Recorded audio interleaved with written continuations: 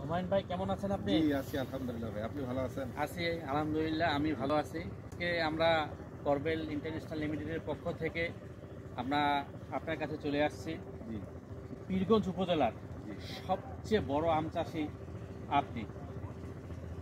আপনার এখানে কত লিটার পানি লাগে আসলে? যে একটা স্প্রে করলে কত লিটার পানি লাগে? স্প্রে ভাই পাতার সময় শুরু থেকে লাগে 80,000, এখন আম করতে গেলে একটু ভিজাতে হয় বেশি, 1,00,000 লিটার পানি 1,00,000 লিটার পানি আপনার একটা স্প্রেতে লাগে। লাগে। হ্যাঁ।